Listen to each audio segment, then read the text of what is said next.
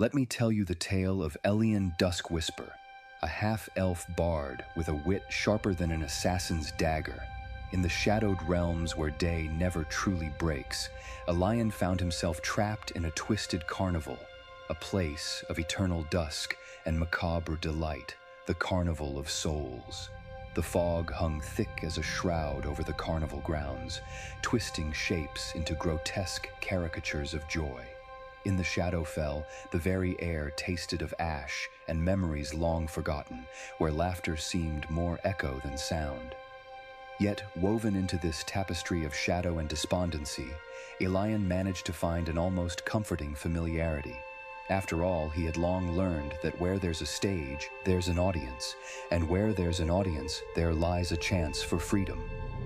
Ah, another captive in this menagerie of misery, Elion murmured to himself, slipping through the throngs of listless souls.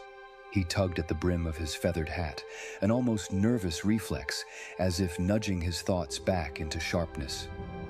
Entertainment and suffering, two sides of the same coin. A caustic smile touched his lips. The masters of this carnival were grim indeed, spectral beings draped in frayed silks and the glimmer of despair.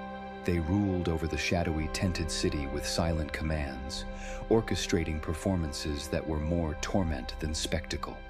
Each night they demanded a show of spectacles under their cruel gaze, only to cackle at the futility of mortal defiance. Elion had performed many roles in his life: hero, lover, coward. Here, in the Stygian darkness, his role was of a survivor. "Know your audience, play to their desires," he whispered through clenched teeth, heart steadying itself for what he hoped would be a final, triumphant encore. His first encounter with the carnival's terror was a harlequin jester whose lanky limbs folded in ways that defied earthly form. Laughter is the best medicine, Elion mused, stepping into the eight-city riddle of the midnight maze. Even as some part of him knew, laughter could also be the sharpest weapon of all. Hidden among the onyx spectral circles, he began to weave his axe not with instruments of music alone, but with syllables shuffling reality.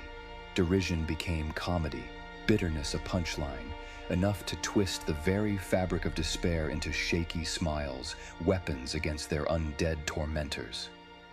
Balderdash and bluster. You'll never convince them of your might now, Elion, he thought during moments of quiet, casting apprehension into the silence like stones into a still pond, each rippling fear momentarily forgotten. As shadows conspired against him, Elion's journey snarled through macabre halls of hallucinogenic terror and elation. Each step a new act, every act a chance at liberation. In the distance, echoes of unsettling laughter cascaded through the funereal tented sprawl, a melody unnerving yet oddly enchanting. The carnival's puppet masters were drawn to the allure of Elion's axe, faces somewhere between life and death, susurrating in fragmented harmonies. They cajoled and threatened, promising freedoms yet chaining him still.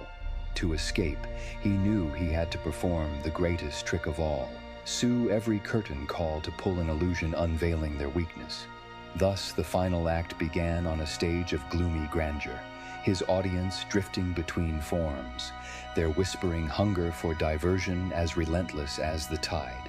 Elion's witticism sparked an unusual warmth in this cold abyss, eager listeners hanging on every note strung tight with tension. "I stand before you as but a harried fool," and yet, Elion announced with practiced bravado, a solitary tear tracing his cheek like rain down a house of cards. "Here in this realm of shadows, it is you who are the illusion, and I your unseen savior." His words wove realities within realities, unraveling the carnival's twisted tapestry. Light poured through rents in the shadowed fabric, and masters crumbled beneath the weight of laughter, each chuckle pulling them further from their own indifferent malevolence. Elion's crescendo of words became a hurricane of poetic justice, leaving naught but scattered memories in its wake. In the silence that followed, the binding magic simmered into nothingness, and the stage lay empty save for the echoes of a laugh, Elion's final testament to the power of wit over tyranny. And so, dear listener, the Carnival's tortured souls found their somber solace while Elion moved beyond the Shadowfell, a tale written in jest but heavy with meaning, to wander realms anew. What symphony of shadows might he next conduct? Who can say? But should you ever find his path crossing yours, praise his name and remember this: when entertainment becomes torture, sometimes it's laughter that frees us all.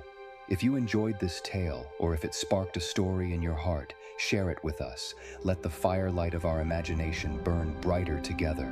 And don't forget to subscribe to see more stories like this. Let your voice be heard in the realm of tales untold.